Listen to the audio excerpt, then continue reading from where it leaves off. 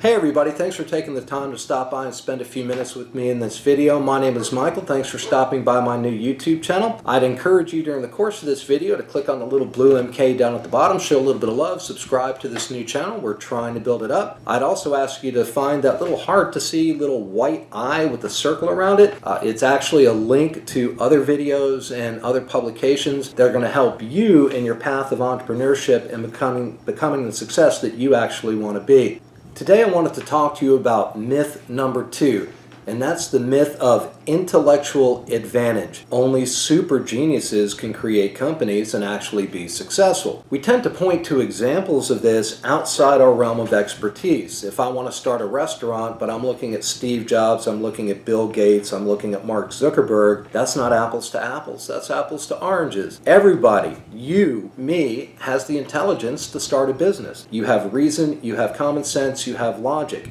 You do not need to be a super genius to start a business. Once again, everybody is going to have an ability or a gift specific to them. There is nobody who is good at everything. Forget the James Bond movies. That's Wonderland, that's fantasy, that's complete BS. Nobody is good at everything and nobody is expected to be good at everything. As it turns out, intelligence, even at the genius level, tends to be highly specific. For example, Steve Jobs. Nobody would disagree that Steve Jobs, the founder of Apple, was an absolute genius. Yet this genius thought that not taking baths would clear mucus out of his system, keep him from getting sick, and his body odor was so bad it was legendary in Silicon Valley. Albert Einstein equals MC squared. Brilliant, brilliant, brilliant physicist. Had a really hard time tying his shoelaces.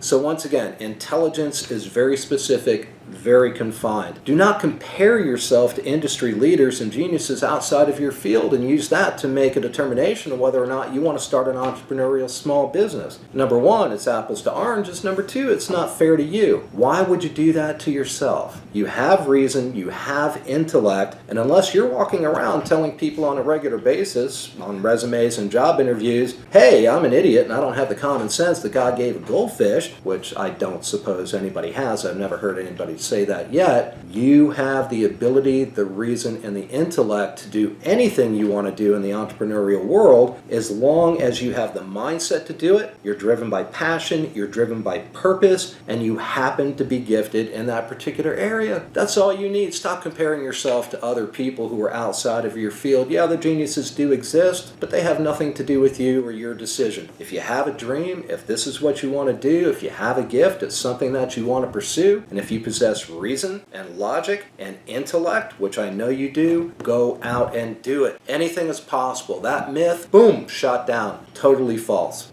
You don't have to be an intellectual genius to start a business. You just need to want it bad enough. And if you want it bad enough, anything is possible and you can make that happen. Thanks again for taking the time to stop by and share a few moments with me today. I hope that video proved to be of some value to you. Dispelling these myths, learning the truth, getting the falsehoods out of the mix, I think is always helpful. Click on the little blue MK down in the corner, subscribe to the channel, show the love, and help support this new initiative that we're doing. And also click on that little eye with the circle around it up in the corner so you can find some additional resources. I'd also encourage you to go to my website, michaelikaplan.com. You're going to find some really cool blog articles. There'll be some more resources there as well.